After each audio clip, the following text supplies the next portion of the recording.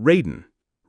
Raiden is the god of thunder from the Mortal Kombat universe, an immortal protector of Earthrealm whose power rivals or exceeds that of any other fictional deity. He first debuted as one of the original playable characters and has appeared in every mainline game. As an elder god, Raiden wields immense supernatural abilities, omnipotent control over lightning, summoning bolts, creating force fields, electric blades, storms, teleportation at light speed, flight, telekinesis, portals between realms, divine foresight, resurrection and healing powers. His combat prowess is bolstered by centuries, if not millennia, of mastery in multiple martial arts, Nanchuman, Jujutsu, Judo, Taekwondo, and Bojutsu. His lore characterizes him as Earthrealm's guardian, constantly intervening to thwart cosmic threats like Shang Tsung, Shao Kahn, and Shinnok. Although bound by divine strictures that usually prevent him from entering battles directly, when he does, he demonstrates overpowering dominance, seen when he personally fought and overcame adversaries in deception and became corrupted into a ruthless Dark Raiden in Mortal Kombat X and 11, even invading the Netherrealm. Raiden's divine lineage, originating from Heavens, his ascension to Elder God status following Shinnok's defeat, and his unending role as Earthrealm's champion make him arguably the most powerful figure in the franchise. Because he combines raw elemental power, divine abilities that transcend mortal limits, vast combat experience, strategic foresight, and a selfless drive to protect his realm, Raiden ranks among fiction's strongest gods. Both narratively and statistically, he dominates as an almost unrivaled divine force in his universe. The Annoying Dog. The Annoying Dog is a small, white, cartoonish dog that appears in Undertale and Deltarune, serving as the in-universe avatar of Toby Fox, the creator of both games.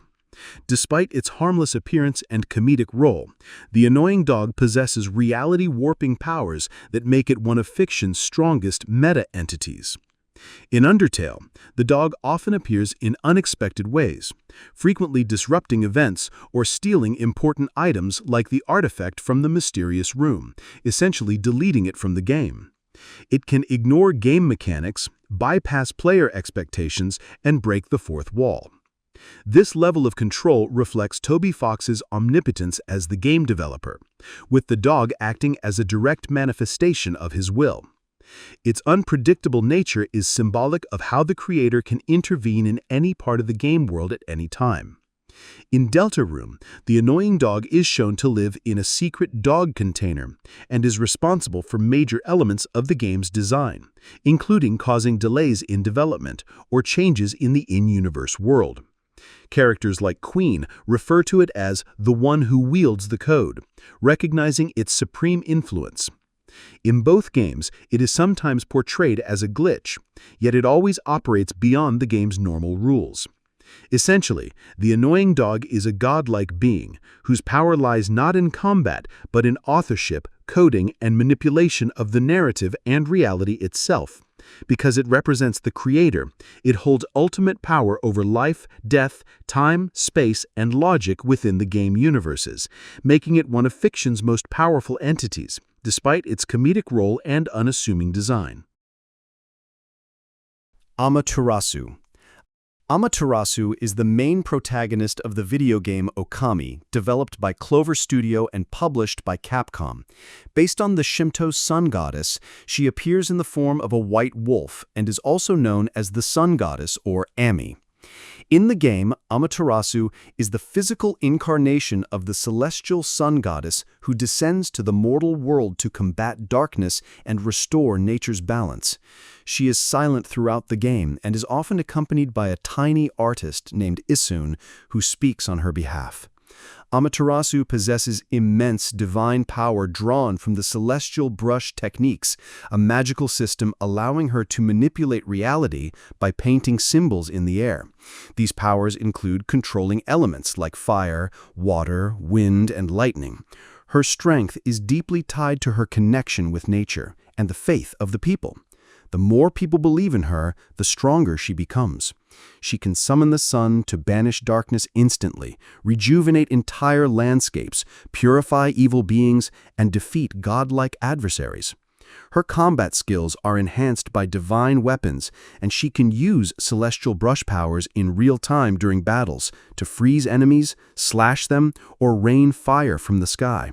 Her endurance is unmatched, and she fights against powerful yokai and ancient demons such as Orochi and Yami, godlike beings who bring chaos and death.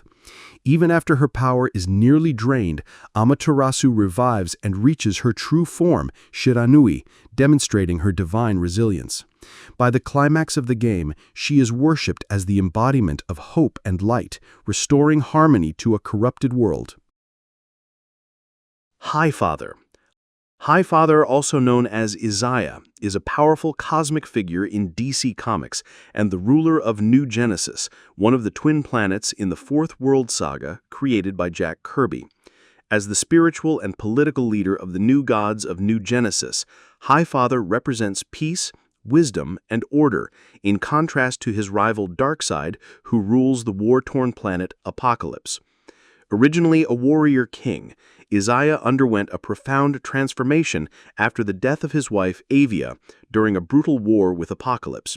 He renounced violence, embraced peace, and was chosen to wield the life equation, a force representing creation and free will, counter to Darkseid's anti-life equation. As Highfather, Isaiah gains immense cosmic awareness and wields the staff known as the Mobius Staff, or similar devices imbued with powerful energies. He is capable of energy manipulation, matter transmutation, dimensional travel, and communion with the Source, a mysterious universal force akin to a godhead in DC lore. Despite his commitment to peace, Highfather has shown ruthless pragmatism, especially when defending the universe or accessing greater power, such as when he sought to control the life equation to fight Darkseid more effectively. His role as the keeper of New Genesis and wielder of the life equation positions him as one of the most powerful deities in DC fiction, able to challenge entities like Darkseid, the Anti-Monitor, and even intervene in multiversal events. His enduring presence across major storylines and his capacity to oppose universal threats elevate him to the rank of one of the fiction's most powerful gods. Jubileus. Jubileus the Creator is the main antagonist and final boss of Bayonetta, serving as one of the most powerful divine beings in fiction. She is a godlike entity created by the first armament to embody the Lumen Sage's ideals of light, order, and divine law. Jubileus was meant to unite the trinity of realities, Paradiso, Inferno, and the human world under a single divine rule, effectively erasing human free will and establishing absolute control. Long ago, she was sealed away when the balance between light and darkness was disrupted, with her resurrection requiring the fusion of the eyes of the world. In Bayonetta, Father Baldur attempts to revive her using the eyes and Bayonetta's body as a vessel. Upon her partial awakening, Jubileus demonstrates near omnipotent powers. She manipulates space, time, gravity, celestial bodies, and reality itself. Her attacks involve summoning solar flares, planetary crushing forces, and launching entire worlds at her enemies. She has massive physical size, towering over even cities and planets, and can traverse dimensions. Despite being incomplete in her resurrection, she remains god-tier in strength, capable of casually warping existence. Her defeat comes only through Bayonetta and Jane's combined efforts and the strategic use of a satellite weapon, not through conventional power. Jubileus's divine nature puts her above most beings in her universe, with her control over Paradiso and its angelic armies reinforcing her status as the supreme deity of light. She represents tyrannical order and the loss of freedom in exchange for divine perfection. Akuto Sai. Akuto Sai is the main protagonist of Demon King Daimao, a powerful being prophesied to become the Demon King. He initially enrolls at the Constant Magic Academy with hopes of becoming a high priest and helping the world. But the school's prophecy system declares that he will instead become the Demon King, instantly changing how others perceive him. Despite his good intentions, his immense power, mysterious origins, and destiny make him feared. Akuto is not just a powerful magician. He is later revealed to be the reincarnation of the law of identity, an omnipotent and metaphysical godlike entity that defines and sustains reality. As the embodiment of this law, Akuto can alter existence itself through will alone. He can warp reality, create and erase concepts, bend time and space, and even exist beyond life and death. His power becomes so vast that the fabric of reality cannot contain him, and he must be written out of the world to prevent it from collapsing. Even after being erased, he exists in a state outside the system, watching over everything as a true god. His strength isn't just raw magical power, it's conceptual and absolute.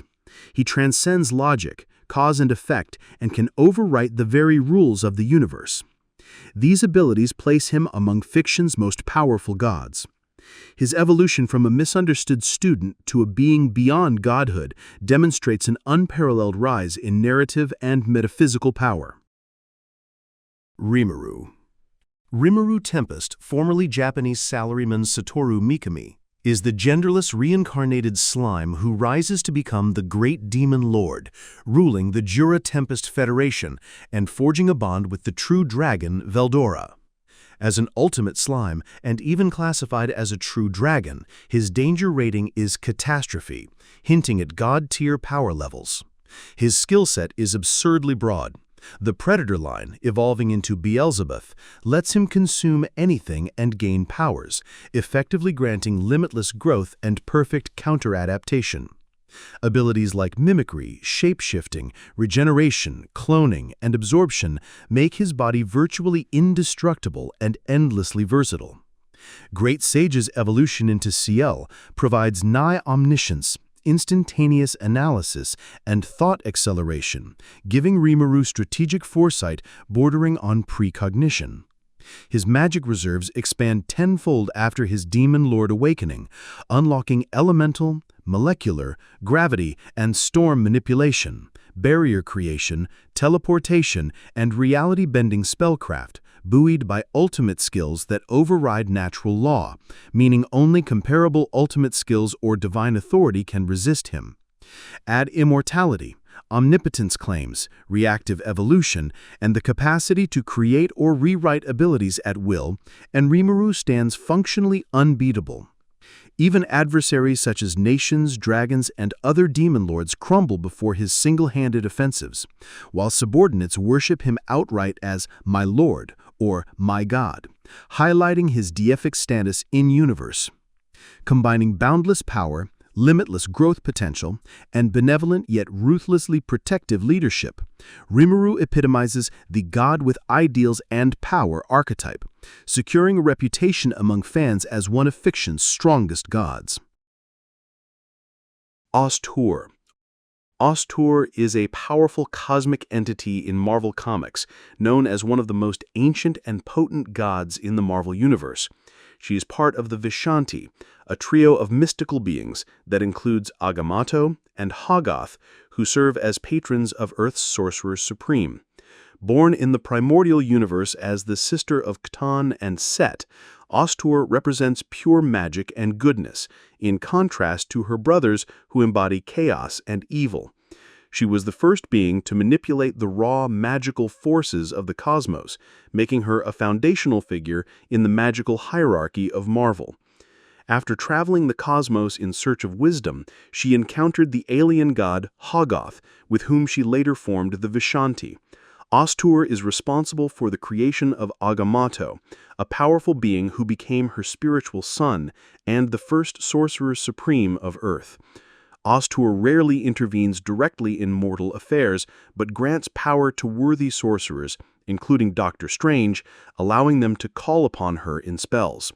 She exists beyond the normal planes of reality and is not bound by time or space, making her influence cosmic in scope. She is revered as a source of enlightenment and a guiding figure for magical practitioners. Her wisdom, cosmic awareness, and sheer magic might make her a pivotal force in maintaining balance across dimensions. Oshtur's ancient origin, unparalleled magical command, and integral role in protecting reality place her at a level far beyond most mythological or supernatural entities, rivaling even cosmic abstracts in significance and power. Hey everyone, thank you all for watching until the end. I'll be back with more videos, so make sure to like and subscribe.